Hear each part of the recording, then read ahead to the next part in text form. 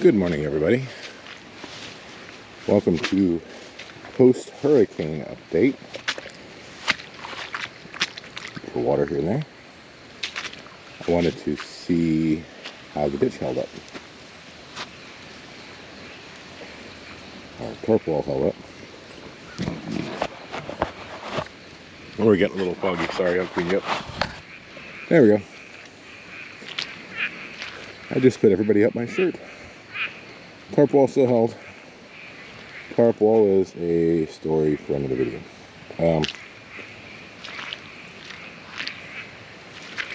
Yeah. There's frogs everywhere. Everywhere. Oh, that's unexpected.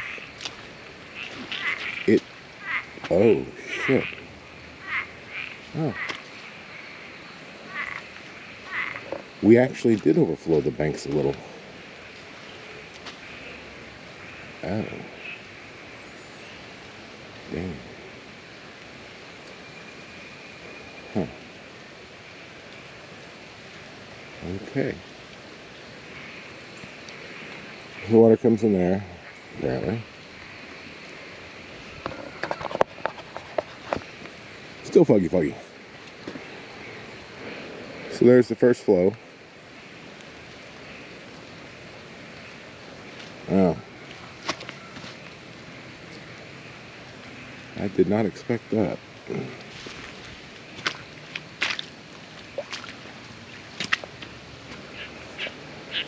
So water's never actually flowed right here before because this was piled up. The water normally went down there. But this actually breached the ditch a little bit. So we're making this deeper.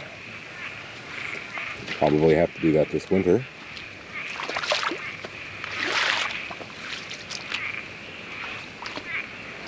Oh, goodness. Oh, almost fell.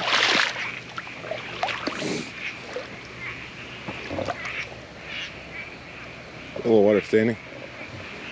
Well, as long as we're not at heavy flood rain stage, it looks like it held. But it did blow over the side a little bit.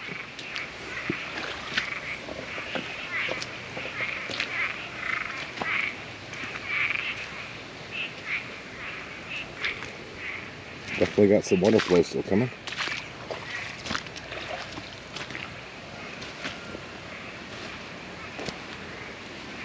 Dang. So this is where a lot of the water comes from. That is some serious flow. Behind us is a 90-foot hill. It goes all the way up to the hill. It takes about 1,200 feet to get there. But I'm not sure, but I think rain's coming. So this filled up a lot of sand. Wow.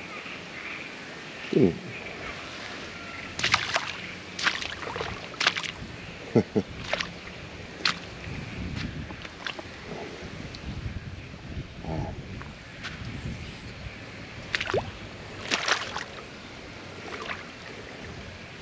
I'm gonna fill my boots with water if I'm not careful. Oh shit! Man down. Oh god. Clear my boot. There we go.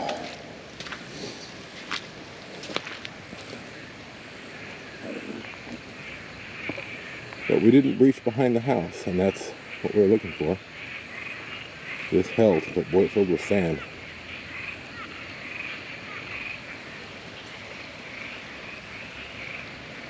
We'll be planting this with Bermuda grass just as soon as we can get it graded to where it needs to be. But unfortunately, with the equipment I have, I suspect that's going to be, I could end up being this winter, maybe November, October, before it dries out enough. Have a little water here. I can see my deer up on the hill.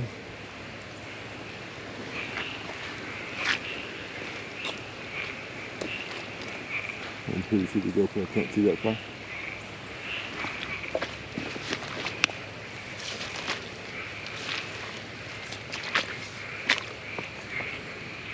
Yeah, the main flow's right there. You can see it's kind of a low spot.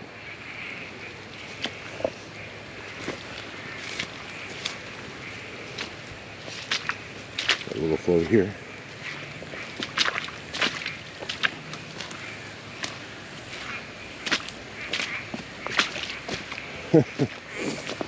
Wow.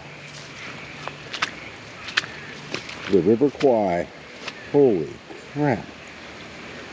So normally this water here would be going straight up to the house, between the garage and the house, and right across our patio. We've also got a septic system down in the back, so it floods that. That's a pretty good flow. You guys see what it looks like. I knew this needed to be deeper to increase the flow capability of it, but when you're digging in soft stuff, that's all you can do to move sometimes.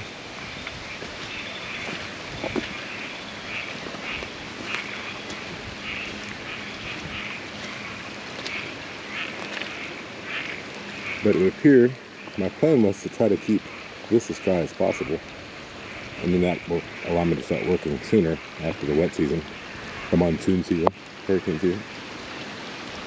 And it looks like it did.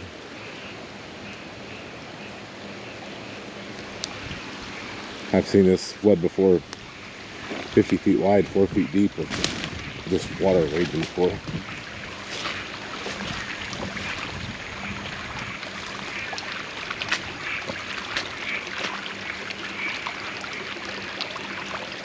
Wow, so that would have all been going right through our house. We've been here for 5.5 years, and our project number 1 was this. And unfortunately, it's just so thick. I literally had to, cut hundreds of trees just to be able to even get back to the back.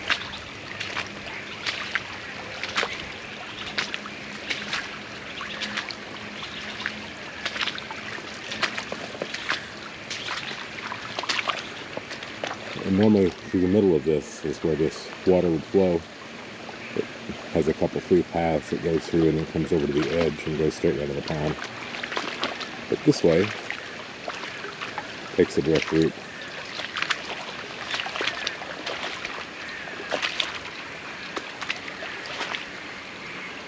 And unfortunately, our neighbor over here has the same problem we have with water flow, so they themselves have dug a ditch to redirect water. And we're going to see what that looks like where they converge. There's a small pond or a sinkhole or something at the end of our property. And that's where all this water's going, close in here into the pond and then into the bridge, or into the ditch in the road.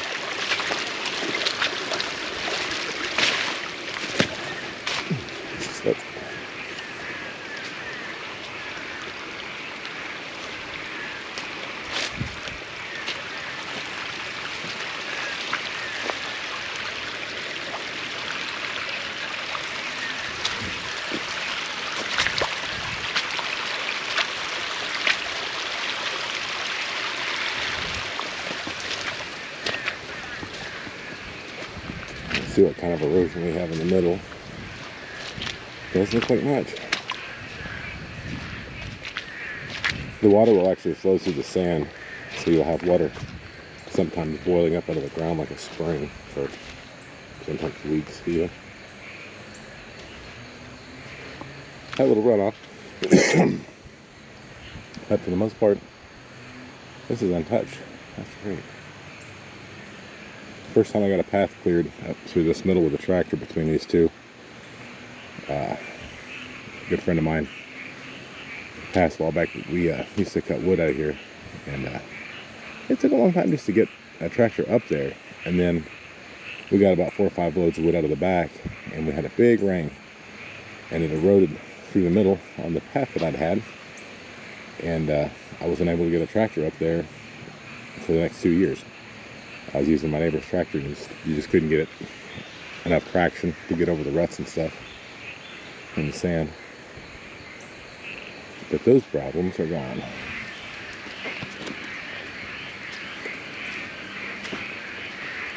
So not much to have to repair here. We'll just grade this out.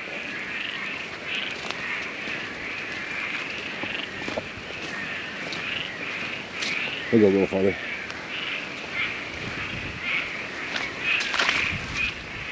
Check out the pond.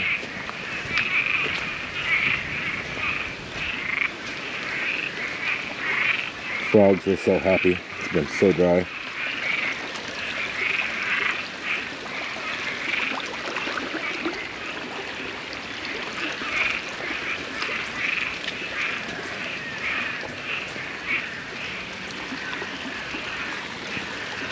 That little ditch is kind of deep in places. There's probably some 4-foot deep holes in there. One of the floods we had a few years after being here cut open a ditch that was nearly 6 feet deep in one place. Kind of blew my mind. And interestingly, the next flood filled it back in.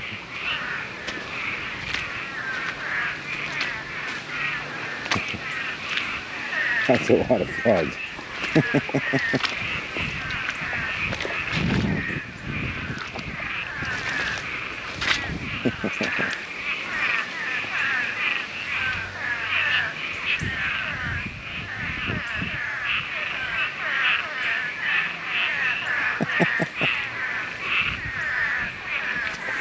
So our plan down here, this has been a natural pond since we've lived here, and it's off, it's a sinkhole or just something they dug for construction. The root helps the water, but anyway, it makes literally hundreds of thousands of frogs a year. They'll actually come across the ground out here, and you can't walk or mow or drive. They'll just be every 6 inches for 2 acres of land. And so we were like the frogs, but the pond obviously is not a very good pond. So we're going to expand it over to this side, go nice and deep, and that way it's normally full of water 4 to 5 months out of the year. But this year it just filled up recently, so you'll miss a lot of that.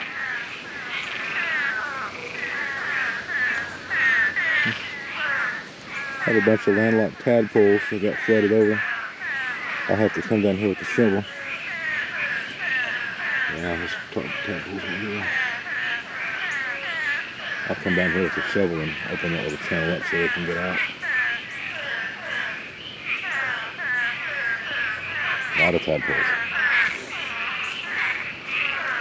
Normally we would have had at least 1 or 2 tadpole hatches by now out of this pond, but not in the grass season. So we'll dig this out. It goes on the neighbor's property just a few feet. We'll dig this whole thing out, make it fairly deep, and give it some defined bank shores or banks. Help hold the water back.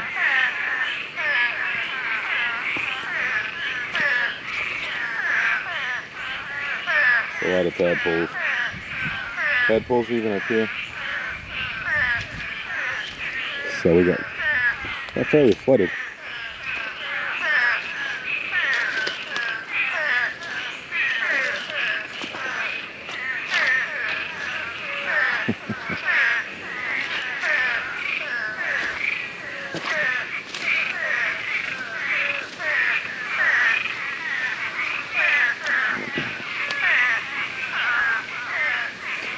But our plan is to do the pond, and then kind of in the middle have a mound of dirt that we're going to plant a cypress tree on. And that'll give a anchor point. So there's these, I forget what they're called, grass minnows, I think that's what they are. But once its water stands for a couple, 3 or 4 weeks, the little minnows will start showing up. But they bore into the mud and they'll come back up and breed. So if you have a nice stable bank for them to bore into, you'll survive better. And the whole benefit of all that is they eat the mosquito larvae. Because believe it or not, tadpoles are the most aggressive. They're probably like a close cousin to piranhas. They'll eat anything, including themselves. if a minnow stands still long enough, they'll attack it. It's crazy what a tadpole can do. So lots of tadpoles equals field mosquitoes. Alright, let me look over here in the ditch and then we'll wrap this boring video up. Interesting for me, but not so much for anybody else, I'm sure. Oh yeah.